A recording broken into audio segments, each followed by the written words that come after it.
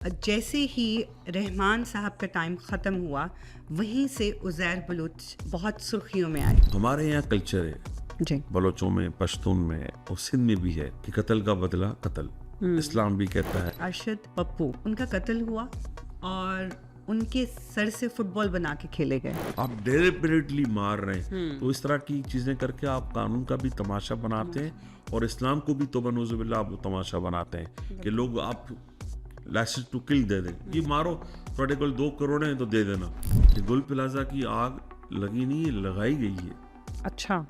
कि वहाँ एक नया प्लाजा बनाया जाएगा या और किसी बिल्डर ने ये आइडिया किया हो, क्योंकि ऐसा हुआ है मेरे शहर में। 2 रेंजर्स के अफसरान अगवा हुए, इल्ज़ाम आया उज़ैर बलोच के ग्रुप पे।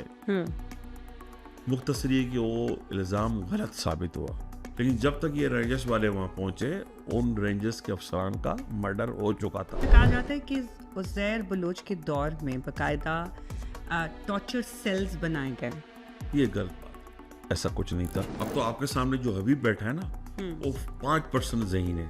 95% हमने अपनी जहानत, अपनी चालाकी और अपनी होशियारी गठरी में बांध कर दफन कर दी है। ये एमक्यूएम के लोग और ये गेंडा स्वामी नारायण जो यहाँ बैठे हुए हैं, इन्होंने बलोचों का एक ग्रुप बनाया, उनको टोपियां पहनाई और उनको उन्होंने बलोच डिक्लेयर किया, जो थे एमक्यूएम के लोग। अरे बलोचों को तो छोड़ने, सिंधियों को छोड़े। आपका इमरान खान इया का नाबुदु व इया का नस्तईन, वो कराची एयरपोर्ट से बाहर नहीं निकल सका, deport with in a country. Bilawal साहब, इनमें कुछ झलक नजर आती है आपको बेनज़ीर साहिबा की? ये झलकियों से थोड़ी काम चलता है। झलकियों से तो जलसे की खूबसूरती बढ़ती है कि वहाँ यही है। पाकिस्तान लियारी वालों ने बनाया, कायदे आजम लियारियन थे, डॉक्टर अब्दुल कदीर हमारे पास रहकर गए तो वो भी लियारियन थे। शेर आबिद भले वो लाहौर का रहने वाला हो, ये लाहौर का, वो कहते हैं ना लाहौर है, नहीं वो तो लियाड़ी में आया ना, लियाड़ी में, और लियाड़ी में रहा है भाई। तो हमारा तो बड़ा रोल है। अब आप माने ना माने, वी डोंट केयर। बंदा था जिसका नाम है कलभूषण, उसका अच्छा नाम है कोई रखा था इन्होंने, मुस्लिम नाम। उसने किसी ना किसी जगह रिप्लेस करना था, ठीक है ना। अब वो अरेस्ट हुआ है, उसकी जब तहकीकात होगी तो मैं समझता हूँ कि इंशाल्लाह हमारा ज़मीर मुतमईन होगा। हकूक की बात करने वाले एमक्यूएम के लोगों ने नौकरियां बेची और अब भी बेच रहे हैं, और मुझे ये कहते हुए कोई आड़ महसूस नहीं होती। शहीद बेनज़ीर भुट्टो के दौर तक नौकरियां मेरिट पे या सिफारिश पे मिल जाती थी। एक इल्ज़ाम उसमें से ये भी था कि लियारी के बच्चों के हाथ से कलम लेके उनके हाथ में क्लैशनकोव्स पकड़ाई गई। उनको 3 लाख वोट लेने वालों को हमने महदूद रखा 26,000 तक। फारूक सत्तार साहब आए ना, मुझसे बात करें, आप उन्हें बुलाएं, आप बुलाएं, टिकट हम देंगे उनको बिजनेस क्लास की, फारूक सत्तार को, कि बताएं इलेक्शन में क्या हुआ। हर 3 साल के बाद अपना बयानिया बदल दें। जाग पंजाबी जाग, एक नया बयानिया। इया का नाबुदु इया का नस्तईन, एक नया बयानिया। इनको यूनिवर्सिटी बनाने के लिए कहाँ जाना पड़ा? मोहतरम गेंडा स्वामी नारायण अल्ताफ हुसैन साहब को, मलिक रियाज के पास। लियारी की बेटियों ने फुटबॉल, बॉक्सिंग खेलना शुरू की और आज दुनिया में जा रही है हमारी बेटियां। अमेरिका के कहने पे जो आपने तालिबान बनाए थे, वो लियारी में भी रहते थे। तो हमने उनसे कहा था कि तुम अफगानिस्तान के लिए बने हो भाई, अपनी हिफाजत करेंगे। हबीब मर जाएगा, उज़ैर मर जाएगा, रहमान मर गया, अल्लाह ताला ने हिफाजत का जुम्मा लिया हुआ है, कोई ना कोई उसे रिप्लेसमेंट करेगा। हम उस वक्त की बात नहीं करते, हम इस वक्त की बात करते हैं। इस वक्त थोड़ा सा उसकी हाल इतना अच्छा नहीं है लियारी का, और अगर वो विलन था तो इतने बरसों तक निज़ाम कैसे चलता रहा? अस्सलाम वालेकुम हबीब साहब। वालेकुम अस्सलाम, कैसे हैं आप? बिल्कुल अल्हम्दुलिल्लाह, आप कैसे हैं? Always good, no complain. एक दफ़ा फिर से प्लीज। क्योंकि हमारा जो रहमान साहब को लेके जो शो था, it was quite good and quite viral. तो बहुत से लोगों के कमेंट्स आए कि हम आगे की स्टोरी सुनना चाहते हैं, Okay. हम उज़ैर बलूच को सुनना चाहते हैं। तो मैंने सोचा क्यों ना आपको एक दफ़ा फिर से तकलीफ़ दी जाए। And thank you so much for coming. नहीं, आपकी मोहब्बत है, खलूस है, और आपने फिर हमें मौका दिया, और मैं यहाँ आकर फिर अच्छा महसूस करता हूँ। और मैं वही बात करूँगा जो ज़मीनी हक़ाइक़ पर मबनी है, जी न लगी न लपटी, बिल्कुल। ना कमर्शियल फिल्मों की तरह। तो जो आप पूछना चाहेंगी बिल्कुल पूछें आप, और मैं आपके नाज़रीन को भी यकीन दिलाता हूँ नाजरीन सामीन कि जो बात मैं करूँगा वो सच के अलावा कुछ नहीं होगी इंशाल्लाह। इंशाल्लाह। और जो मैं सच नहीं कह सकूँगा तो फिर कह दूँगा कहीं नो कमेंट्स। वो भी ठीक है। बिल्कुल ठीक है। एक्चुअली हमारी जो बात का अख्ताम हुआ था लास्ट टाइम वो ये था, आपने यहाँ पे ख़त्म किया था कि मैं गवर्नमेंट से दरख्वास्त करना चाहूँगा कि उज़ैर बलोच को छोड़ा जाए। यस, अब भी कहूँगा, मैं जी। बार बार यही कहता हूँ। बिल्कुल। तो हमने सोचा कि क्यों ना उस जैसे ही रहमान साहब का टाइम ख़त्म हुआ वहीं से उज़ैर बलोच बहुत सुर्खियों में आए, तो हम वहीं से स्टार्ट करते हैं। प्लीज़। तो मुझे बताइए सबसे पहले कि उज़ैर बलोच कौन है?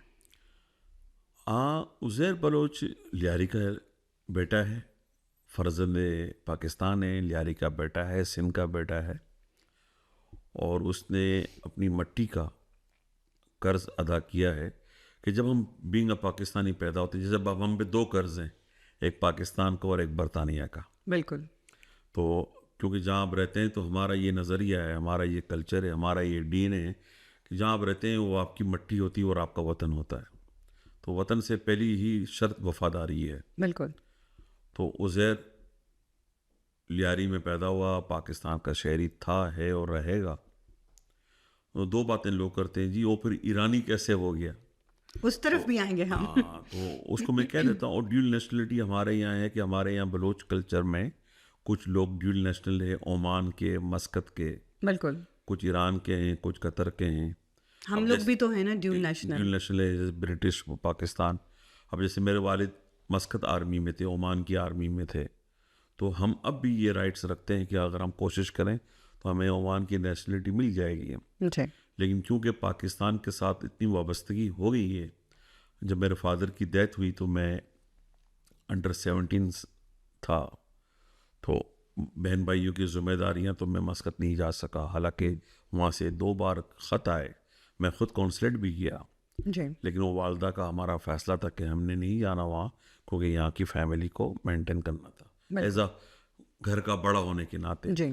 तो उज़ैर बाई बर्थ पाकिस्तानी है, लेकिन क्योंकि पेरेंटल जो फोर फादर्स हैं वो ईरानी थे, जी। तो वो कभी भी ईरानी, हम कहते हैं सजल, आप कहते हैं पासपोर्ट, एक छोटा सा कार्ड होता है जो ईरान गवर्नमेंट इशू करती है। ओके। तो 90% बलूचिस्तान के बलोच, लियारी के बलोच, मलिर के बलोच वो ईरानी नेशनलिटी रखते हैं। और उसमें कुछ लोग, वैसे मैंने कहा ओमान, शायद आपको याद हो कि हमारा ग्वादर जो था, it was part of Oman, मस्कत।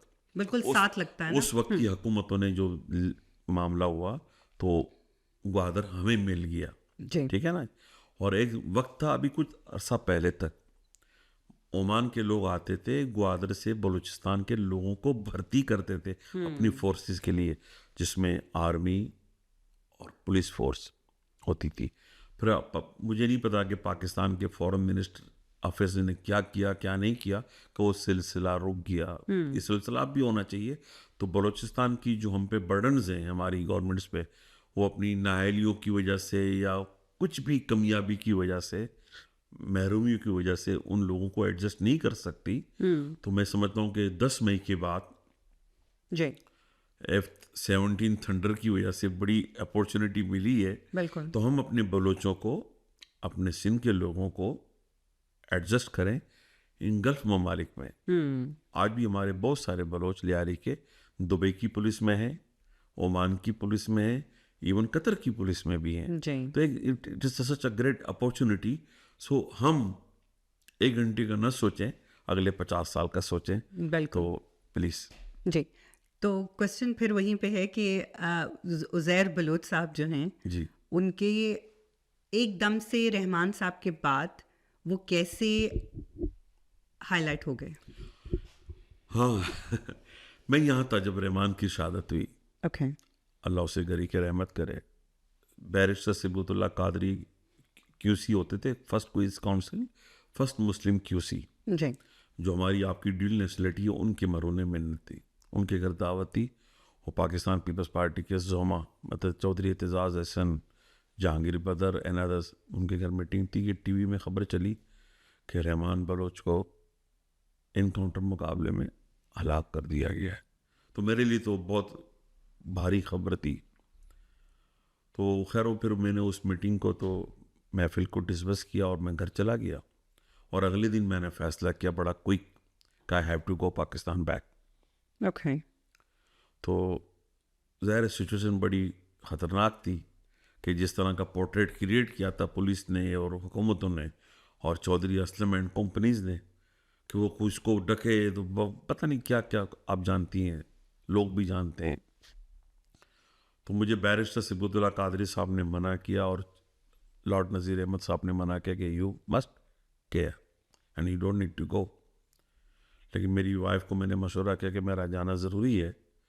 My wife she is very strong, she has a background political families.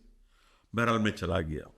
अब जाने की बेसिक वजह ये थी कि अगर मैं न जाता तो जो तसलसल शुरू किया था हमने रहमान बलोच की सूरत में, उसको सरदार बनाकर लियारी के लोगों ने मोहब्बत देकर, जो हम माजी में बातें कर चुके हैं पिछले प्रोग्राम में कि कराची किस नहज पे चला गया था। बिल्कुल। नेटो की सप्लाई, MKM, रॉ, गद्दी नशी, मौलवी, भर्ती जो भी था, तो मेरा जाना बेहद ज़रूरी था। जाने से पहले मैंने एक कैरेक्टर है, मेरा ख्याल उसका मैं नाम लूँ या न लूँ, मेरा ख्याल मैं नहीं लूँगा कि उससे कहीं प्रॉब्लम ना हो जाए दोबारा। मैंने उसे फ़ोन किया कि मैं आ रहा हूँ। कुछ देर की खामोशी हुई कि उसे यकीन नहीं आ रहा था कि ये आ रहा है। फिर उसने कहा साहब ये तो बहुत बड़ा फैसला है, आप आ जाएं। तो मैंने कहा मैं आऊँगा और मैं खान भाई के घर जाऊँगा और आप उज़ैर बलोच को कह दो कि मैं ताज़ियत आपके साथ करूँगा। ओके। अच्छा, ये एक मैसेज था कि मेरे पास कुछ उड़ते उड़ते इत्तलात आ रही थी कि वहाँ पर प्रॉब्लम हो गई है कि रहमान बलोच का सब्स्टिट्यूट नेमुल बदल कौन होगा, अल्टरनेट कौन होगा, क्योंकि उनके बेटे तो भी बहुत छोटे थे बहुत ना छोटे उस वक्त। जी। और मैंने आपको बताया था कबीर एंड दूसरे भाई के बच्चे वगैरह। और रहमान की 3 शादियां हैं माशाल्लाह, बच्चे हैं सबसे। तो ये तय हुआ। अच्छा, वहाँ पर कुछ नाम थे जो ख्वाहिशमंद थे कि वो रहमान को रिप्लेस करे उसकी जगह पे, और शायद पीपल्स पार्टी भी ये चाहती थी और हो सकता है कि हुकूमत भी चाह रही हो। जिस तरह अभी आपने फिल्म में देखा धुरंधर में कि उन्होंने कैरेक्टर इंडक्ट किया है, बिल्कुल। भारतीय एजेंट, क्या नाम है, हैदर मज़ारी, हमजा मज़ारी। तो ये ना हो जाए। बहरहाल मेरा ये मैसेज था और मैंने जाके वहाँ पहुँचकर पहली फुर्सत में जाकर 2-3 घंटे के आराम के बाद मैं गया, फातिहा खानी की और उज़ैर बलोच से हमने ताज़ियत की। अच्छा, उज़ैर बलोच से ताज़ियत करने का जब आपने बोला तो उस वक़्त ये एक पैगाम था कि he is gonna be the next one. Yes, ये पैगाम था आसपास के लोगों को, लियारी के लोगों को। अच्छा, ये चीज़ें उस ज़माने में मीडिया इतना एक्टिव तो नहीं था, लेकिन एक्टिव हो गया था। फिर मैंने एक और अच्छा फ़ैसला किया, मैं अपने आप को शाबाशी दे दूं पहले। Well done. अभी जहन में एक आइडिया आया, क्योंकि मैं मोहतरमा बेनज़ीर भुट्टो साहबा के साथ काम करता रहा हूँ, तो मैंने उनसे बहुत कुछ सीखा था। हमने इमीडिएट फैसला किया अपने आप से, जो मैं अक्सर कहता हूँ हबीब ने फैसला किया, मशवरा किया हबीब से। तो फैसला ये किया कि अब्दुल सत्तार ईदी को कहा जाए और एक हम ताज़ियती रेफरेंस करें शहीद रहमान के नाम पे। उसकी तस्वीर भी मैं आपको भेज दूंगा। तो ईदी साहब को मैंने फ़ोन किया तो मेरे लिए इतनी हैरत हुई कि 7 सेकंड का भी वक्फा नहीं हुआ। ईदी साहब ने कहा बोल बोल बोल, मैंने कब आना है? तो मैंने ईदी साहब हम कल प्रोग्राम रखना चाहते हैं। कल से मुराद अगले दिन जी। और वो ईदी साहब आए। अच्छा, ईदी साहब ना सिर्फ खुद आए, आज के जो चीफ हैं फैसल ईदी वो भी साथ थे, और फैसल ईदी का बेटा आज बड़ा एक्टिव है साथ, वो भी साथ, छोटा सा था। ईदी साहब के आने से हमें बड़ी हिम्मत बढ़ी और वो तय हो गया कि उज़ैर बलोच रिप्लेसमेंट है रहमान की, और जो रहमान के साथ जितने भी लोग अटैच थे उस वक्त के जो भी बड़े बड़े नाम थे, मैं नाम ले लूँगा लेकिन मेरा उनसे कोई इतना कनेक्शन नहीं था। बाबा लाडला एक बड़ा कैरेक्टर है, तो उसकी भी शहादत हो गई। जब्बार जेंगो, ताज मोहम्मद ताजू, ज़फ़र बलोच वगैरह वगैरह वगैरह। तो एक मैसेज चला गया और बड़ा लियारी सुकून में आ गया। लेकिन दूसरी तरफ बड़ी हलचल मच गई। 9-0 पर, बिलावल हाउस में जरदारी साहब पर, और and many you name it. लेकिन हम अपने मकसद में कामयाब हो गए कि लियारी स्मूथ हो गया, और जो हमारा मिशन था, जो हमारा मैसेज था, वो हम उसी डगर पर सिलो सिलो अपनी मंजिल की तरफ चल पड़े। जी, लेकिन इनको चूज करने की वजह क्या थी? इनकी शख्सियत में ऐसी क्या चीजें थी कि आपको लगा कि he can replace Rahman Baloch? That's a good point. मैंने कभी उज़ैर से मेरी मुलाकात नहीं थी, टू बी वेरी ऑनेस्ट। एक मरतबा मैं लियारी गया हुआ था कराची, तो अक्सर मैं 2-3 हफ्तों के लिए जाया करता था, तो 2-3 हफ्तों में 7-8 मरतबा हम रहमान के साथ डिनर किया करते थे, अल्हम्दुलिल्लाह। और जो रहमान के साथ बैठना भी दिल गुर्दे वाली बात होती थी, बिल्कुल। तो 1 to 1 हुआ करते थे। एक मरतबा शायद मुझे याद है, एक ही मरतबा नादिया गबोल एक कैरेक्टर हुआ करती थी, अब तो उनकी शादी हुई माशाल्लाह, वो यहाँ रहती थी मैनचेस्टर में, ओके। उनके वालिद लतीफ़ गबोल। तो एक मरतबा रहमान साहब ने कहा मुझे, साहब आज मैं एक दोस्त को बुलाता हूँ, अच्छा इंसान है, आपको भी मज़ा आएगा। तो मैंने कहा अब मैं तो मना नहीं कर सकता था, जी। मैंने कोई भी हो। तो जो साहब आए वो लतीफ़ गबोल थे, जो नादिया के वालिद थे। ओके। अच्छा, नादिया को उसी मुलाकात की वजह से पीपल्स पार्टी में आने की राह भी हमवार हुई, और जब नादिया गबोल को लाने के लिए, मैं उस पर बड़ा प्राउडली कहता हूँ कि उस वक्त के शर्जिल मेमन थे, वो थोड़ा सा पीपल्स पार्टी में बड़े एक्टिव थे, तो फिर उन्होंने बड़ा रोल किया और कम्युनिकेशन मैंने शुरू की थी। जी। तो बस लतीफ़ बलोच साहब, जैसे लतीफ़ गबोल कहते हैं, मैं और रहमान बलोच साहब खाना वाना हम खाते थे। तो एक दिन क्या हुआ कि हम बैठे हुए थे, रहमान ने किसी से कहा, अपने एडीसी से या पीएस से या सेक्रेटरी से, कि उज़ैर को बुलाओ, उज़ैर अतवार। ओके। तो थोड़ी देर में एक यंग बॉय जीन्स और टी शर्ट्स के साथ आया और काफ़ी फासले के साथ खड़ा रहा। तो रहमान साहब ने उन्हें कहा कि भाई अपनी जो गाड़ी है वो चाबी दे दो फलाने को, और आप मोटर बाइक लेकर जाएं, और कुछ दिन एहतियात करना, कुछ जो चीज़ जो भी उनका एक प्रोटोकॉल तरीक़ेकार था। जी। तो Uzair with in 2-3 minutes wind up हुआ और वो चला गया। तो फिर मुझे बताया रहमान ने कि ये फलाने का बेटा है। एक कैरेक्टर था फैज़ बलोच, जी। जो उज़ैर के वालिद थे, कि उनकी शहादत के बाद उज़ैर बिल्कुल। मैं इसका ख्याल करता हूँ वगैरह वगैरह, और ये पढ़े लिखे इंसान थे। और ये पढ़ा लिखा है, अच्छा है, समझदार है वगैरह। तो मेरे लिए ये काफ़ी था।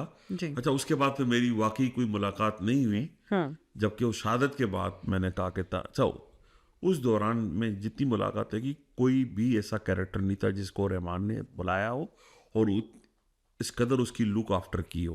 अब देखें, वो सवाल गौर कीजिएगा कि अपनी गाड़ी फलाने को दे दो, आप मोटर बाइक लेके जाओ, वो गाड़ी वो थी, क्या कहते हैं, वीगो टाइप की जो थी ना, जी। और आप मोटर बाइक रखो और एहतियात करना कि आपने यहाँ वहाँ नहीं जाना।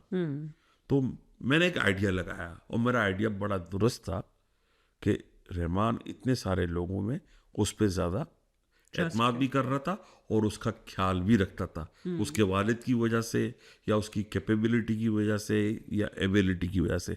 और उज़ैर बलोच ने उस फैसले को बड़ा ऑन किया, साबित किया कि उसमें कैपेबिलिटी थी रहमान को रिप्लेस करने की, पाकिस्तान को बचाने की, और अपने आप को सरदार साबित करने की। बिल्कुल। And I'm really proud of it. अच्छा, अब थोड़ा सा मैं इनके काम की तरफ आती हूँ। इनकी जो सबसे ज़्यादा जिस वजह से ये पॉपुलर हुए, जी अच्छी खबरों में और बुरी खबरों में भी, जी सो जो सबसे पहली पॉपुलरिटी थी वो ये थी कि उन्होंने अरशद पप्पू, जी जो कि बहुत जो एकदम से आया कि उनका कत्ल हुआ और उनके सर से फुटबॉल बना के खेले गए। जी। तो क्या ये वाकई एक इंतकाम था, या फिर लियारी के लोग जो थे उन पे एक बताने का कि I am the power now? मैं आज पहले तो मैं आपका शुक्रिया अदा करूंगा कि ये सवाल मेरे पे भी बड़ा बोझ था और है। आज मैं इसको क्लियर कर देता हूँ, जो होगा देखा जाएगा। अच्छा। उज़ैर के वालिद का मर्डर, एक तो होती कहानी जी। किससे, उज़ैर ने खुद अपनी आंखों से देखा कि जो मुखालिफ ग्रुप था जिसका नाम अभी आपने लिया अरशद पप्पू साहब का, उन्होंने किडनैप किया, उसका बड़ा ब्रूटली मर्डर किया और उसकी डेड बॉडी को रेलवे पटरियों पे या मच्छर कॉलोनी में फेंका। उज़ैर कई बार ये बात कर चुका है। और ये लड़ाई तो चल रही थी ऊपर से रहमान के लोगों की। अब आप कहिए उस ज़माने में रहमान और उज़ैर इतना नहीं था मामला, तो उज़ैर के ही वालिद को क्यों कत्ल किया? जी। तो मैं अपने पिछले प्रोग्राम में कह चुका हूँ कि टाइम कीपर जो ट्रांसपोर्ट को डील करते हैं, जी। प्राइम गाड़ियों को कैसे भेजना, प्राइम टाइम पे किस तरह मैनेज करना, तो वो एक दुश्मनी की कहानी थी कि जी एक इलाका आपका, वो इलाका रिप्लेस हो गया, तो मुख्तसर ये कि वो अरशद पप्पू ग्रुप को या उनके वालिद को फैज़ बलोच अच्छा नहीं लगता था और उनके जहन में ये था कि शायद हम फैज़ को डिस्टर्ब करेंगे तो हो सकता है रहमान की बैकबोन टूट जाए। बिल्कुल। तो हमारे यहाँ कल्चर है जी। बलोचों में, पश्तून में है और सिंध में भी है कि कत्ल का बदला कत्ल। इस्लाम भी कहता है और अदर इसमें बहुत सारी चीज़ें, हिकायत भी हैं, रिवायत भी है। लेकिन इस्लाम माफ़ करने को भी तो कहता है, माफ़ भी क्या, खून बहा को भी कहता है, अब माफ़ उसमें करने को ये भी था कहता कि वो हो सकता है उन्होंने माफ़ी की कोशिश ना की हो, और गुंडागर्दी में तो माफ़ी नहीं होती ना, बोले जी मैंने तेरा बंदा मार दिया, उसने इसका बंदा मार दिया, वो फिर ये नस्ल दर नस्ल चलता रहता है। तो लेकिन हमारे मुल्क में एक कानून भी तो है ना, एक कानून नहीं, वो का कानून निज़ाम। में माजरत के साथ वो कानून सिर्फ इलीट क्लास के लिए है। बड़े ने बड़े की बच्चे को मार दिया, वो जाके मिल लेते हैं, वो फिर करोड़ों की बात होती है। तो वहाँ आज आपके इस कानून की वजह से अदलिया भी तमाशा बनी हुई है, पुलिस भी तमाशा बनी हुई है। एक खातून ने भी जो अपनी गाड़ी से लोगों को रौंद दिया, एक पुलिस वाले के बेटे को मार दिया, तो उस पर जो हमारा जो इस्लामी कानून है जी। खून बहा माफ़ करने का, वो बड़ा क्लियर है। बिल्कुल।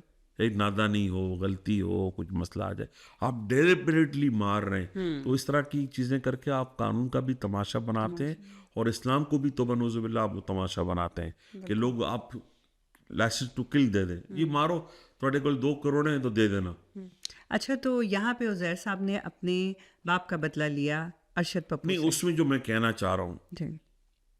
हुआ यूँ था, मेरी अकॉर्डिंग टू माई इंफॉर्मेशन, अब ये 99.9% दुरुस्त है, 1% गलत हो सकता है। ओके। उस वक्त 2 रेंजर्स के अफसरान अगवा हुए कराची से, लियारी से, और वो बड़ी कॉन्स्पिरेसी थी behind the wall. Arshad Pappu group involve था, लेकिन पूरा स्क्रिप्ट एमक्यूएम ने लिखा था। ओके। एमक्यूएम से मुराद उस ज़माने की एमक्यूएम, अल्ताफ़ हुसैन 90, कि ये जो 2 बलोच, अच्छा वो इत्तफाक से वो पंजाब के बलोच थे, रेंजर्स के अफसरान, ये अगवा होंगे और इनका इल्ज़ाम जाएगा लियारी उज़ैर बलोच ग्रुप पे, और फिर ऑपरेशन की बुनियाद हमवार होगी। अच्छा, उस वक्त उस ज़माने में नबील गबुल भी उस ग्रुप में शामिल था। अच्छा। अब ये मैं बड़ी बात कर रहा हूँ और मैं कहता हूँ कि नबील गबुल चाहे तो मुझे कोर्ट ले जाए या एमक्यूएम ले जाए कोर्ट, बरतानिया की कोर्ट या पाकिस्तान की कोर्ट। पाकिस्तान की कोर्ट पे थोड़ा बहुत अब भी मेरा भरोसा है, वरना तो भी तो इस्तिस्ना वगैरह हो गया है। तो जी वो जब 2 रेंजर्स के अफसरान अगवा हुए, इल्ज़ाम आया उज़ैर बलोच की ग्रुप पे, मुख्तसर ये कि वो इल्ज़ाम गलत साबित हुआ। अगवा करने वालों ने क्या किया था कि उनके मोबाइल, ली मार्केट एक इलाका है जहाँ पे दूध मंडी है, बहुत बड़ी मंडी है, जी। उनकी कचरा कुंडी में वो मोबाइल फेंक दिए गए। अच्छा। और उनकी लोकेशन कहाँ आ रही थी? लियारी, ली मार्केट। तो उस वक्त मुख्तसर ये कि जो भी राब्ते हुए जिन जिन के साथ, तो ये तजवीज़ आई कि यार देखो मोबाइल है कहाँ। वो बड़ी मुश्किल से रेंजर्स गई, वो मोबाइल लोकेट हुए, पता चला जी ये तो मोबाइल है। फिर उस वक्त के रेंजर्स ने कोशिशें की और उनकी लोकेशन गार्डन से मिली। वो कोई एमक्यूएम के अंदर के लोग थे जो डबल एजेंट होते हैं, उन्होंने बताया कि भाई वो तो यहाँ है। लेकिन जब तक ये रेंजर्स वाले वहाँ पहुँचे, उन रेंजर्स के अफसरान का मर्डर हो चुका था। अच्छा। बड़ी बुरी तरीके से। तो ये साजिश तो बेनकाब हो गई। इसी तरह एक मर्डर और हुआ था लियारी में, बहुत बड़ा मर्डर था वो, साबिक मेंबर कौमी असम्बली वाजा अहमद करीम दाद का। वो बहुत बड़े कम्युनिटी के लीडर थे, वो प्रिंस करीम आगा खान के सिक्योरिटी एडवाइजर और चीफ थे। अब आप बोलेंगी तो उसके मर्डर से लियारी का क्या ताल्लुक? बिल्कुल। और लियारी के बॉर्डर पे प्रिंस करीम आगा खान की कम्युनिटी का जमात खाना है लियारी के बॉर्डर पे, बहुत खूबसूरत बिल्डिंग है। तो उनका मर्डर पूरी प्रिंस करीम आगा खान को चैलेंज था। उनका जहन ये था कि प्रिंस करीम आगा खान हंगामा करेगा, वो आर्मी चीफ को ही डायरेक्ट फोन करेगा ना, प्रिंस करीम आगा खान चीफ या सदर को फोन करेगा, और फिर क्या होगा रिएक्शन में, लियारी पर ऑपरेशन मुसल्लत होगा। लेकिन खुदा का शुक्र है अल्लाह का कि वो कत्ल भी बेनकाब हुआ। वो कोई गुलाम पटनी एक सेक्शन था एमक्यूएम का, उनको उन्होंने लियारी में मुख्तलिफ जगहों पर ठहराया था। तो बड़ा कॉन्स्पिरेसीज थी लियारी के खिलाफ। एमक्यूएम अपने लोगों को मैनेज कर रही थी, वहाँ गफ़ार जिगरी, अरशद पप्पू प्लस नबील गबोल, नबील अहमद खान गबोल, सरदार नबील अहमद खान गबोल। अच्छा, सरदार कभी मुखबरी नहीं करता, वो तो मुखबरी भी करते थे। वो खुद कहते हैं कि उज़ैर को मैंने मुखबरी करके बंद करवाया। तो मैं कहता हूँ सरदार साहब, मुखबरी नहीं होती, सरदार तो बड़ा इमेज होता है, बड़ा मोतबर, बड़ा एतबार का नाम, एतमाद का नाम, अपने लोगों का मुहाफिज। ऐसी नौबत ही नहीं आती कि रहमान तुम्हारे खिलाफ होता या उज़ैर तुम्हारा। अब सरदार तो सरदार होता है, जैसे बाप जी, जैसे घर का सरबरा। एनीवे हम उस पर नहीं जाते। तो ये चीज़ें थी। तो जब वो रेंजर्स के लोगों का भांडा फूटा कि अगवा किसने किया, मर्डर किसने हुआ, तो रेंजर्स, रियासत और ऊपर के लोग, पुलिस की बात नहीं करता मैं, उनकी हमदर्दी लियारी के साथ अच्छी हो गई, और वो उज़ैर के मामला पे वो समझने लगे कि ऐसा नहीं है। ये लियारी वाले पे जब हम बार बार कहते थे कि लियारी को सपोर्ट नहीं कर सकते तो उसको तंग भी ना करो। लियारी तो पाकिस्तान की जंग लड़ रहा था। ओके। तो अब जैसे बात कहाँ से कहाँ चली जाएगी। अभी 2 दिन पहले कराची में आग लगी है गुल प्लाजा। बिल्कुल। तो अब आप अगर बुरा ना माने तो मैं उसकी भी बात कर दूं जी, कि गुल प्लाजा की आग लगी नहीं है, लगाई गई है। अच्छा। तो जिस तरह लोग मर गए वहाँ, जिस तरह अली इंटरप्राइजेस की फैक्ट्री जलाई थी। अब ये बात तो रोज़े रोशन की तरह आया होगी कि मुस्तफ़ा कमाल चिल्ला चिल्ला कर कहते हैं कि हम क्या क्या करते थे भाई लोग, सभी जानते हैं। अब जिसको भी पकड़े, अब तो ये बात मोहम्मद अनवर कह कर मर गए, सलीम शहजाद का इंतकाल हो गया, खुद मुस्तफ़ा कमाल ने कई बार कही, और ये बात जब 22 अगस्त 2016 के बाद ये कहा है। अब हमें पता है कि मनसूबा कौन बनाता था, भत्ता कौन लेता था, ना मिलने पे क्या करते थे। अब इसमें 3-4 ऑप्शन है कि रिम्पा प्लाजा, क्योंकि अब चाइना के साथ हमारे ताल्लुकात अच्छे हैं, माल बहुत आ रहा है चाइना से, by sea, by road, by train. और गुल प्लाजा की मार्केट तो बड़ी पॉपुलर थी पुरानी, मेड इन चाइना का माल वहाँ बड़ा मिलता था। तो हो सकता है कि रिम्पा प्लाजा के मालिक ने उस जगह को डिस्ट्रॉय करने से का आइडिया लगाया हो कि वहाँ एक नया प्लाजा बनाया जाएगा, या और किसी बिल्डर ने ये आइडिया किया हो। क्योंकि ऐसा हुआ है मेरे शहर में 10 मुहर्रम हराम को एम जिना रोड पे बड़ा ख़तरनाक बलवा हुआ था। जितनी भी हेरिटेज बिल्डिंग्स थी एम जिना रोड की, सबको जला दिया। अच्छा, मज़े की बात थी कि ये एक बिल्डिंग तो आपकी है, वो बच गई। 7 वाली हेरिटेज बिल्डिंग जल गई, उसके 7 वाली जल गई, फिर 2 नई बिल्डिंगें बच गई, फिर एक हेरिटेज बिल्डिंग जल गई। अच्छा, हेरिटेज की बिल्डिंग को तोड़ना भी मना था जी, लिस्टेड बिल्डिंग, और उसको ब्रिटिश एम्बेसी मॉनिटर करती थी। कराची वाटर बोर्ड की बिल्डिंग जिसमें अब सुप्रीम कोर्ट है, उस पर एनुअल फंड देती थी ब्रिटिश गवर्नमेंट, जिस तरह फ्री हॉल है। तो मैं आपको यकीन से कह सकता हूँ, और आपके इस प्रोग्राम के तवज्जुह से फील्ड मार्शल से कहूँगा कि सर ये गुल प्लाजा जला नहीं है, जलाया गया है, इसकी इंक्वायरी करें। क्योंकि 4-5 दिन पहले डॉक्टर खालिद मकबूल सिद्दीकी ने चाइना और शंघाई को कंपेयर किया था। तो मैंने कहा था, ट्वीट पर मौजूद है, कि जनाब आप तो कराची को बर्बाद कर रहे थे, हम तो शंघाई से बहुत आगे थे। पीतल वाली गली, पाक कॉलोनी में एक गली है जहाँ पे हमारा हैंडीक्राफ्ट बनता था, और आप यकीन करें 35-40 साल पहले मैं वहाँ से सामान खरीद कर अमेरिका में जाके बेचा करता था अपने शॉर्ट टूर पे। गुलदान, हैंडीक्राफ्ट की पीतल की चीज़ें, काशी की चीज़ें। उससे आगे आप जाएं तो वो एक इलाका है मेवाशा कब्रिस्तान के साथ गोलीमार का, वहाँ पे ओनेक्स मतलब मार्बल की चीज़ें आज भी वहाँ से चीज़ें जाती हैं। उस पे लोग मेड इन पाकिस्तान की स्टैम्प लगाते हैं रबड़ की, जो वहाँ जाके उसको वाइप आउट करके पीतल की स्टैम्प लगाते हैं, made in Taiwan, made in China, made in Singapore. हमारा ओनेक्स आज भी जाता है। तो मैंने उनसे पूछा कि जनाब आप इतने ज़हीन लोग थे तो पीतल वाली गली क्यों तबाह कर दी, गोलीमार की ओनेक्स वाली मार्बल गली क्यों तबाह कर दी। और बीबी मैं आपको बताऊं कि हमारे पास एक इलाका है औरंगी टाउन, जय औरंगी टाउन, वहाँ पे जरी गोटे का काम इतना अच्छा लोग करते हैं, वहाँ के जो मकामी लोग थे बिहारी, कि आप सोच नहीं सकती। मैंने एक्चुअली आपसे ये पूछा था कि जो उसका कत्ल हुआ था और उनके जो सर से फुटबॉल बना के खेला गया था जी, तो उसका मकसद क्या था? उसका मकसद सिर्फ इंतकाम था या फिर एक दहशत कायम करने का तरीका था? देखिए मैं उस वक्त पाकिस्तान में नहीं था और मैं हाजिर नाजिर जान कहता हूँ अल्लाह को कि मुझे उसका इल्म भी नहीं था। अच्छा। और लोग कहते हैं कि उन्होंने कहा था कि हबीब साहब को इत्तला नहीं पहुँचे, अगर शायद मुझे इत्तला हो जाती तो मैं उस पर मज़ाहमत करता। वह ये कि जब आप सरदार होते हैं, बड़े चौधरी होते हैं, तो पिंड के सारे लोग आपके वफादार होते हैं और हर कोई आपके आगे नंबर बढ़ाने की कोशिश करता है। बिल्कुल।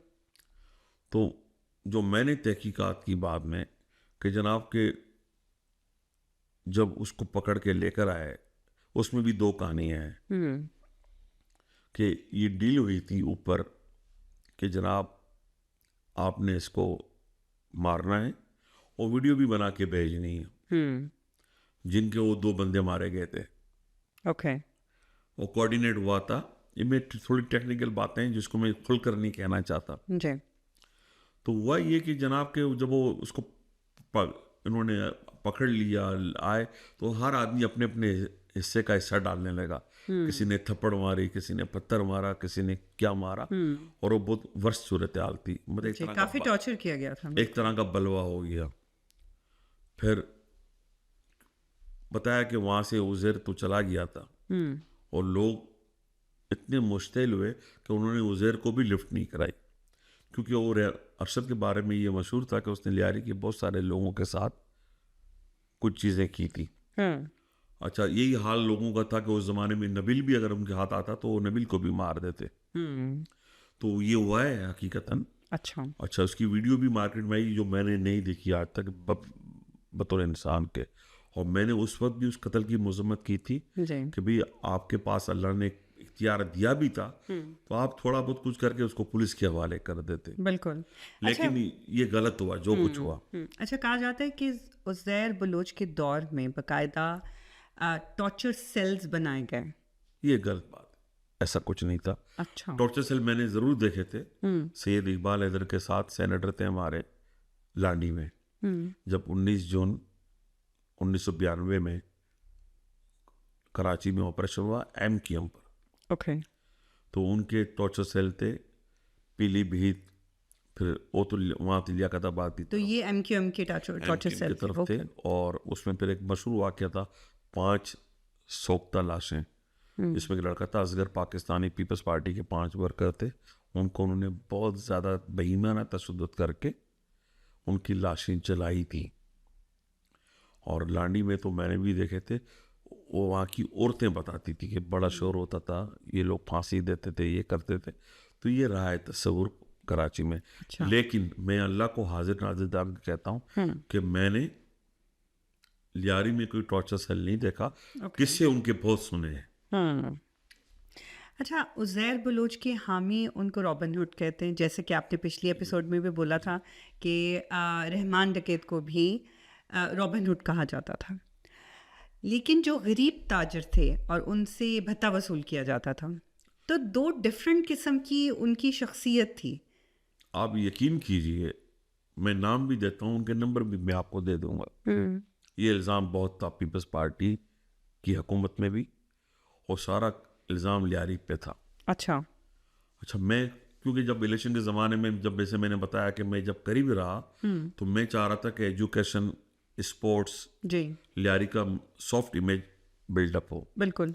जो था और है। सिर्फ हमें ये डिस्टर्ब कर रहा था भत्ता, पर्चियाँ वगैरह। जी। तो हमने फिर एक प्लान किया जफ़र बलोच शहीद के साथ। मैंने इससे पहले कहा कि मुझे वीटो पावर था रहमान पर भी और उज़ैर पर भी, अल्हम्दुलिल्लाह। जी। उज़ैर कहता था लोगों से कि हबीब साहब ने कोई बात कर दी तो फिर उसको हम डिनायल नहीं करेंगे, और आज तक मैं उसको अप्रिशिएट करता हूँ। जितनी बातें हमने पॉजिटिव की, अच्छी कही, तो मैं सबसे पहले एक ग्रुप बनाकर उसकी तस्वीरें मैं आपको भेज दूंगा। बिल्कुल। एक कैरेक्टर था अतीक मीर, अब भी है वो, कराची ट्रेडर्स के वो चीफ थे। अच्छा, उनके साथ तमाम कम्युनिटी के लोग थे। एक थे जमील खान, उनका ताल्लुक MQM से था।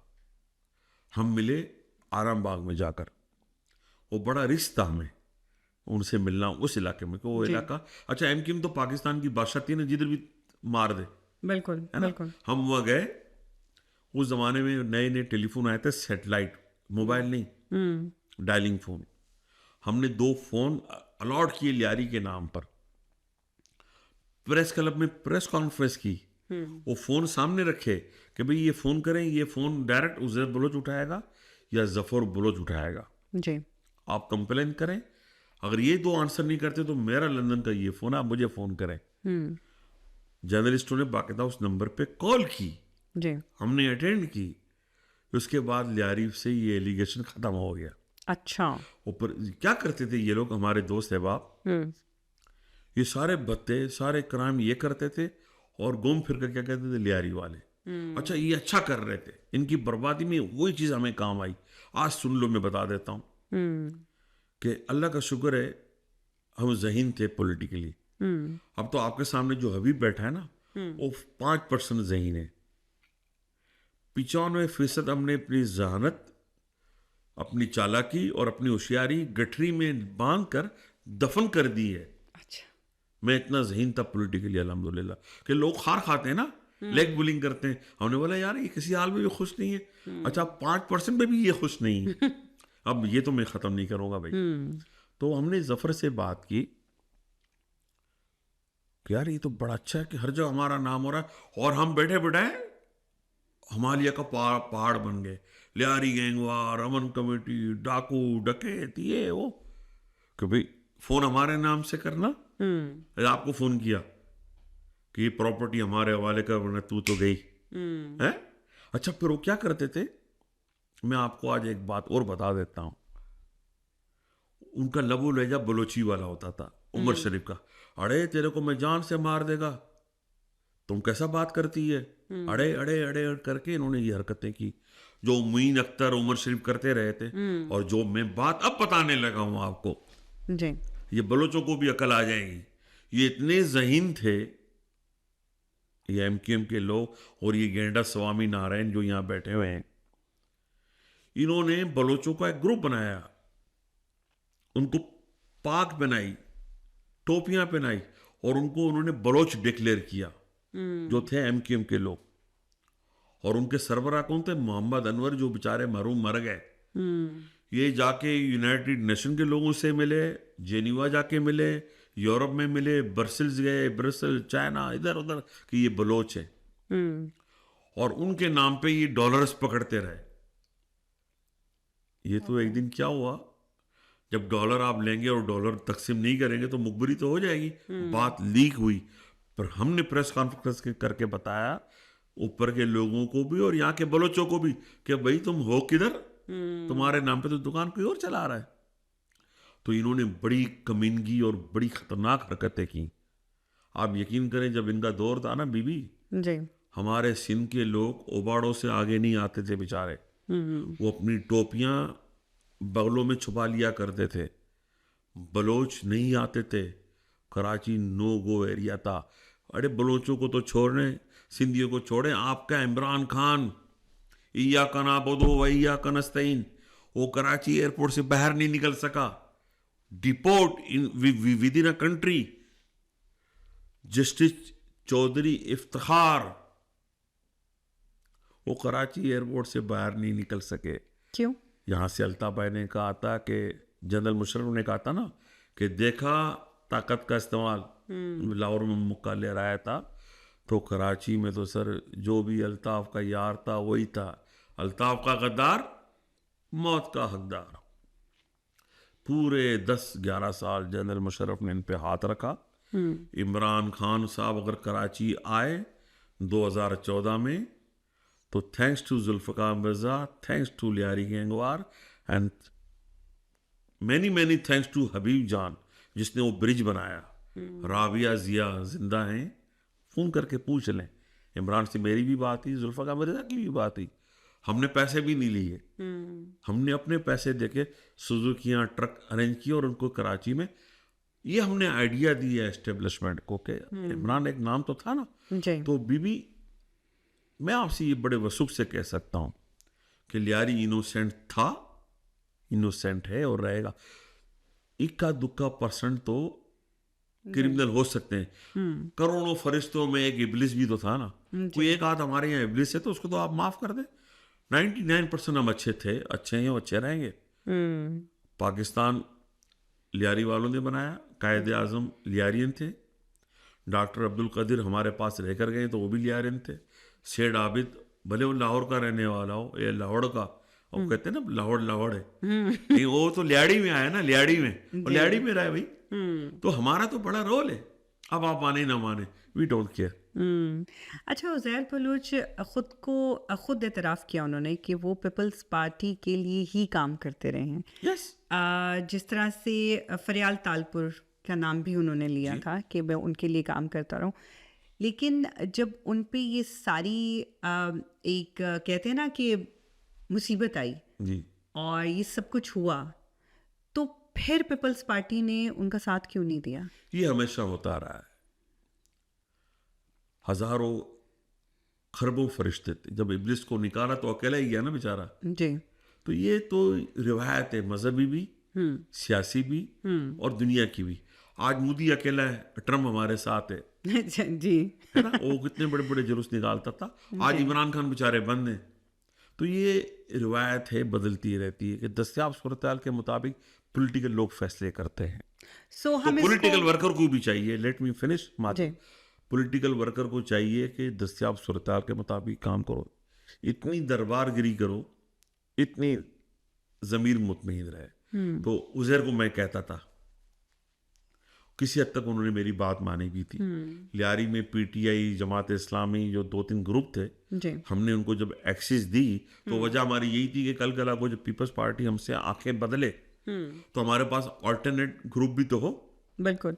अच्छा, जब उज़ैर बलोच को गिरफ्तार किया गया तो पीपल्स पार्टी ने फ़ौरन कहा कि हमारे इससे कोई ताल्लुक नहीं है, जान छोड़ाना तो जरूरी था। तो फिर ये यूज एंड अब्यूज ना हुआ? यही होता रहा है।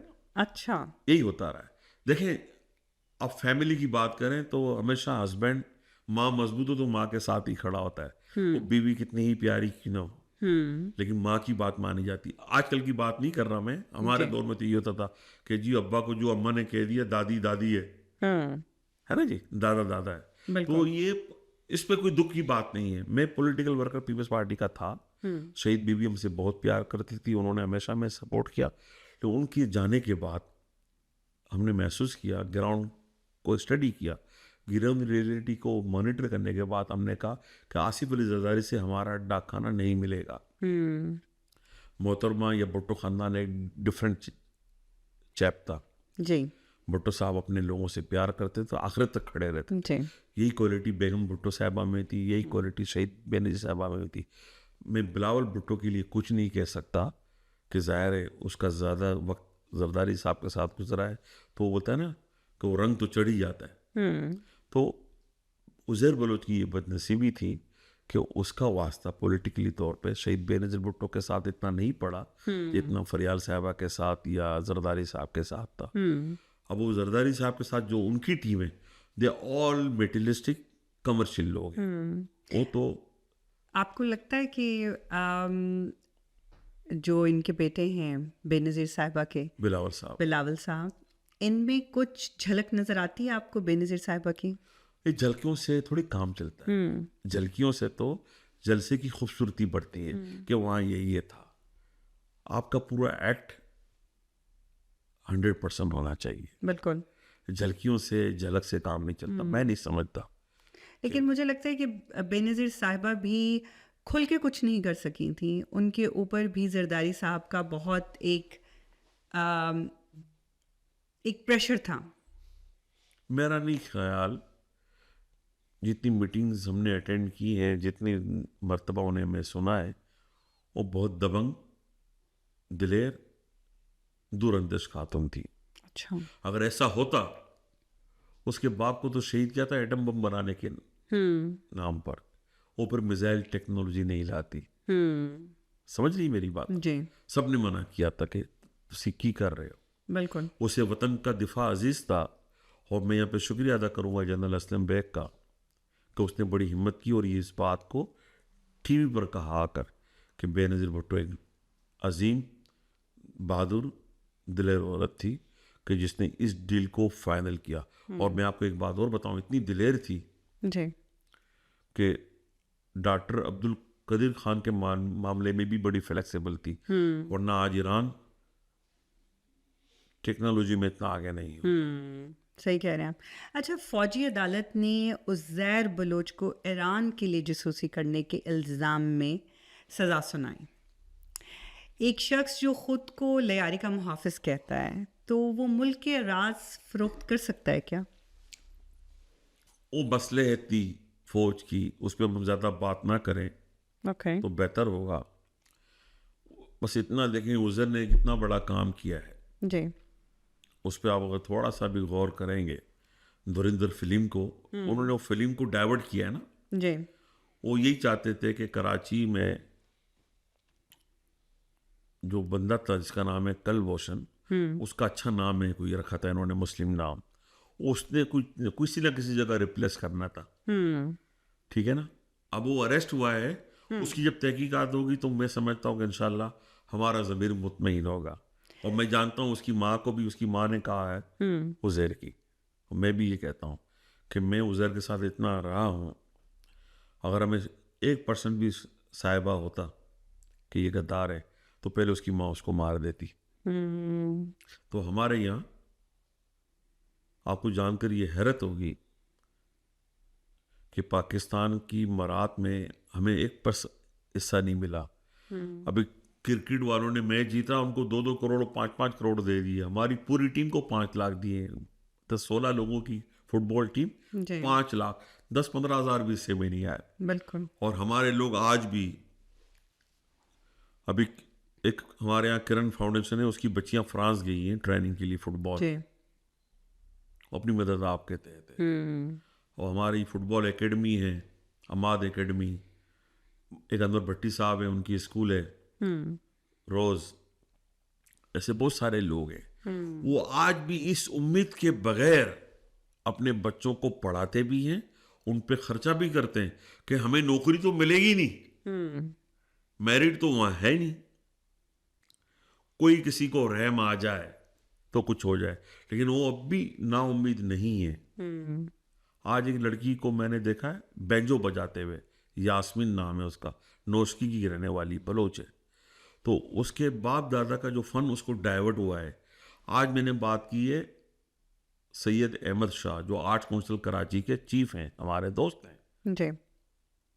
उन्होंने कहा है कि हबीब मुझे लाजमी भेजो। और फिर मैं बात कहूँ कि रहमान का विजन भी बहुत दूर का था। तो हम इस मायूसी के बाद भी कि आप खुशामद करें, दरबारी हो तो आपका बच्चा नौकरी पे लगेगा, या फिर आप नौकरी खरीद सकते हो। हकूक की बात करने वाले एमक्यूएम के लोगों ने नौकरियां बेची और अब भी बेच रहे हैं। और मुझे ये कहते हुए कोई आड़ महसूस नहीं होती, शहीद बेनज़ीर भुट्टो के दौर तक नौकरियां मेरिट पे या सिफारिश पे मिल जाती थी। वो कोई खातून थी BA कुरैशी, उनको आप दरख्वास्त देते थे, 2-3 रुपए का पोस्ट करके उसको मिलती थी, और नौकरी दरवाजे पर पोस्टमैन नोक करके दे जाता था। अब तो नौकरी होती क्या है, अखबार में छपती है, लोग दरख्वास्तें भेजते हैं और होता कुछ भी नहीं होता। कोई पुलिस की नौकरी पता नहीं कितने लाख की है, कोई करोड़ की है, कोई क्या है, बड़ा जुल्म है। अब तो एक और तमाशा हुआ, जो पब्लिक सर्विस कमीशन है वहाँ भी घपले शुरू हो गए। तो आप क्या, बहरहाल क्या इकबाल अपनी कश्ते वीरा से अब भी मायूस नहीं। जी। अच्छा, उज़ैर बलूच पे क्योंकि उन पे जब ये इल्ज़ाम लगे तो सिर्फ एक इल्ज़ाम नहीं था, बहुत सारे इल्ज़ाम थे। एक इल्ज़ाम उसमें से ये भी था कि लियारी के बच्चों के हाथ से कलम लेके उनके हाथ में क्लैशनकोव्स पकड़ाई गई। उनको तालीम से जो है वो दूर रखा गया। और कहते हैं ना कि जहाँ पे हम तालिब इल्म तैयार करते हैं वो एक पूरा गैंग तैयार कर रहे थे। Very good. अब मैं इसका जवाब दूंगा। वो जो भी ये इल्ज़ाम लगाते हैं वो अहमकों की दुनिया में रहते हैं, कि उनके पास तो कुछ था नहीं करने को। उज़ैर बलोच से पहले हम रहमान में, वो तस्वीरें मैंने इत्तफाक से कल ही रात को डाली हैं, रहमान के वालिद की लाइब्रेरी, जी मैंने शायद पहले भी कहा था, जो बिल्कुल बिल्कुल उसकी तस्वीरें अब मौजूद हैं। जी जनरल अयूब खान वहाँ जाके उसको विजिट कर रहा है।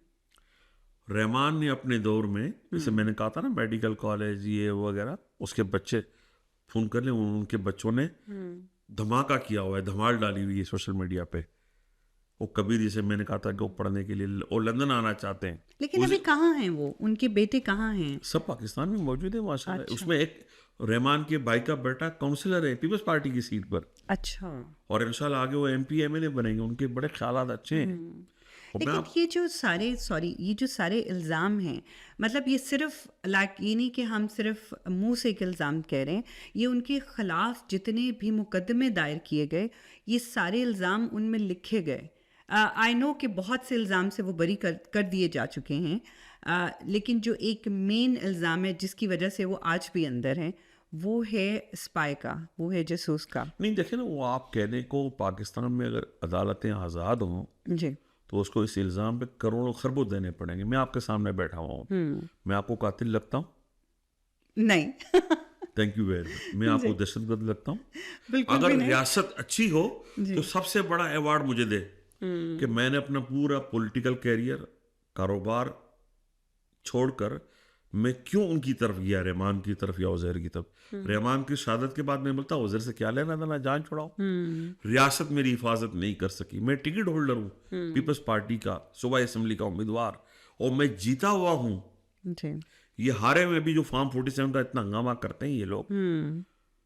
फ्रेंच TV ने मेरे साथ एक दिन गुजारा, अभी आता है जी, फ्रांस का जो TV है, जी जी, उन्होंने रिपोर्ट में कहा कि इससे फेयर एंड फ्री इलेक्शन हमने नहीं देखा। कि हमने यहाँ का इलेक्शन देखा था ना, अल्हम्दुलिल्लाह 3 लाख वोट लेने वालों को हमने महदूद रखा 26,000 तक। फारूक सत्तार साहब आए ना, मुझसे बात करें, आप उन्हें बुलाएं, आप बुलाएं, टिकट हम देंगे उनको, बिजनेस क्लास की, फारूक सत्तार को, कि बताएं इलेक्शन में क्या हुआ, आपने क्या किया और हमने क्या किया। बात ये नहीं है, जब रियासत आपकी हिफाजत नहीं करेगी, रियासत आपकी FIR नहीं काटेगी। मैं अगर इंग्लैंड में होता और ये होता तो मैं आज बिलियनर होता। इन पे केस करता, सू करते हैं ना यहाँ पे, तो कि आपने जी झूठा एलिगेशन लगाया, आ जाए बात करते हैं या साबित करें। अब मुझ पे इतनी FIR इन्होंने काटी, इनका बस नहीं चलता था। मेरा वकील दुनिया का टॉप का वकील, बैरिस्टर, ऊपर से जज, मोहतरम ख्वाजा नवीद अहमद। और मैं आपको एक बात और बताऊँ आज आपके नॉलेज के लिए, इस हबीब ने, फ्रेंड्स ऑफ लियारी इंटरनेशनल हमारी एक तंजीम है, हमने पाकिस्तान में जब वो लिया ना, क्या कहते हैं, सू मोटो, अस खुद नोटिस, जस्टिस चौधरी इफ्तिकार ने जब एक्शन लिया तो सबसे पहला फरीक हम बने। अच्छा। PLD एक होती है सुप्रीम कोर्ट की बुक जिसमें रेफरेंसेस होते हैं, वो केस निकाले ना, हम बने, फिर ये बने। बिल्कुल। अगर हम डाउट होते, हम मशकूक होते, तो मैं पाकिस्तान की हाई फाई अदालत सुप्रीम कोर्ट में फरीक नहीं बनता। लॉर्ड नज़ीर हमारे सरपरस्त हैं, सिबतुल्लाह कादरी मारूफ कानूनदान हमारे एडवाइज़र थे, और हमारे वकील जस्टिस रिटायर्ड ख्वाजा नवीद अहमद, जिनका एक बड़ा प्रोग्राम मारूफ है, ख्वाजा की अदालत, ख्वाजा नवीद की अदालत। जी जी जी। तो रियासत तो सर हर 3 साल के बाद अपना बयानिया बदल दें। जाग पंजाबी जाग, एक नया बयानिया, इया का नाबुदो इया का नस्तिन, एक नया बयानिया, फिर एक नया पाकिस्तान, तब्दीली, मुशर्रफ का अपना बयानिया, सबके अपने अपने बयानिया। अच्छा, ये भी कहा जाता है कि जैसे आपने लास्ट टाइम बताया था कि आ, रहमान साहब के टाइम पे बहुत से हॉस्पिटल्स भी बने, बहुत से बच्चों मैं को वही बात करना जी चाह रहा बच्चों की तालीम की तरफ लाया गया, फुटबॉल की आपने मतलब बहुत उन्होंने काम किया। अब उज़ैर के पास बहुत जो था, पैसा भी था, सब कुछ था, क्योंकि उनके पास ताकत आ चुकी थी, तो उन्होंने ऐसी चीज़ें क्यों नहीं की? नहीं नहीं, उज़र तो कंटिन्यूटी थी। रहमान के लगाए हुए पौधे आज तनावर दरख्त हैं, तो उसका पानी उज़र ने दिया है, अच्छा। हबीब जान ने दिया है, जफर बलोच ने दिया, उसकी टीम ने दिया है। देखिए मैं बताऊं आपको, पहले सवाल का जवाब इस दूसरे में भी। जी शहीद बेनज़ीर भुट्टो मेडिकल कॉलेज, जी फंड्स तो इनके थे रियासत के, जी इम्प्लीमेंट हमने करवाया। बिल्कुल। और उस मेडिकल कॉलेज का इफ्तिताह पता है किसने किया? अब्दुल सत्तार ईदी ने। ईदी साहब ने। हम चाह रहे थे कि हेल्थ मिनिस्टर करे, डॉक्टर सगीर जो एमक्यूएम के थे, वो आना भी चाह रहे थे। जी 10 बजे प्रोग्राम चेंज हो गया, यहाँ से फ़ोन आ गया, उन्होंने आइडिया बदल दिया। फिर आप आ जाएं शहीद बेनज़ीर भुट्टो यूनिवर्सिटी। जी अब उस यूनिवर्सिटी को बनाने में हमें जो मेहनत करनी पड़ी, मुझ पे 3 हमले हुए कातलाना। अच्छा।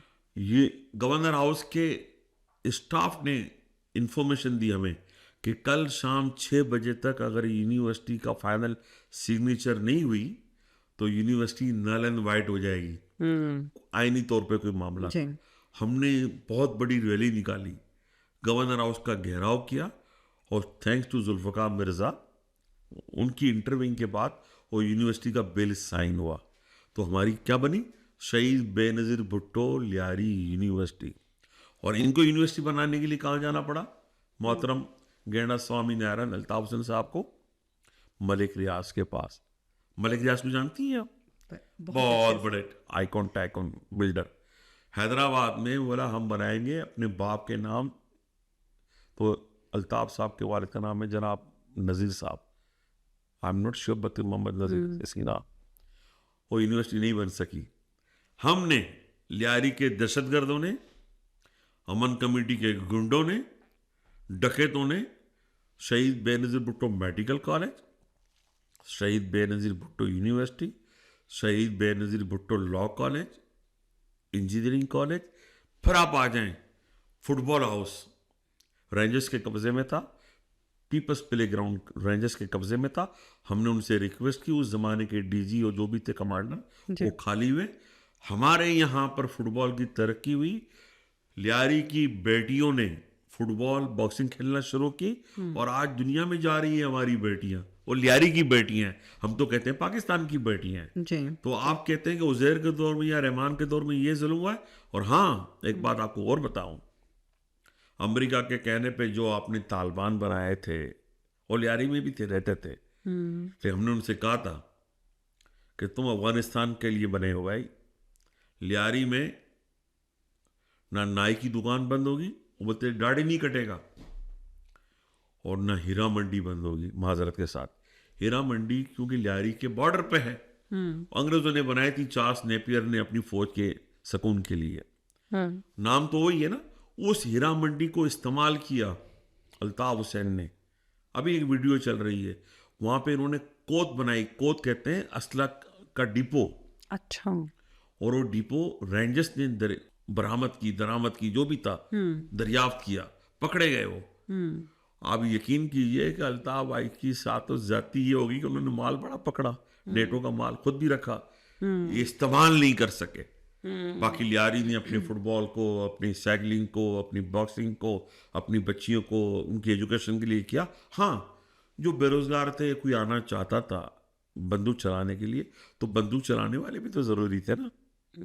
तो बंदूक चलाने वाले चंद रख ली तो बुरा तो नहीं किया। हिफाजत भी तो जरूरी है। हिफाजत आपका मजहब कहता है, इस्लाम कहता है, दुनिया का कानून कहता है। जब आपने हमें नेता छोड़ दिया, बे यारो मददगार छोड़ दिया, पूरा शहर आपने अल्ताफ को दे दिया। एक जनरल आया, बोले अल्ताफ तो साड़ा भाई है। आपके नवाज शरीफ आए, बोले जी अल्ताफ भाई साड़ा भाई है। आपने जाम सादिक की रेट किया, आपने क्या कुछ नहीं किया। तो लियारी के लोगों ने अपनी हिफाजत की तो क्या बुरा किया। और हाँ, कल फिर कोई ऐसी हरकत हुई तो तो हम अपनी हिफाजत करेंगे। हबीब मर जाएगा, उज़ैर मर जाएगा, रहमान मर गया, अल्लाह ताला ने हिफाजत का जुम्मा लिया हुआ है, कोई ना कोई उससे रिप्लेसमेंट करेगा। तो ये इल्ज़ाम था और मैं इसकी मजम्मत करता हूँ और तरदीद करता हूँ पुरजोर।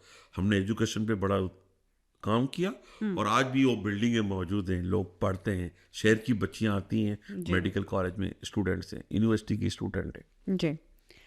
अच्छा, मेरा आपसे आखिरी सवाल है अभी। प्लीज़ आखिरी। Thank you very much. Uzair साहब को लेके ये क्वेश्चन मैंने आपसे रहमान को लेके भी लास्ट क्वेश्चन यही किया था ओके।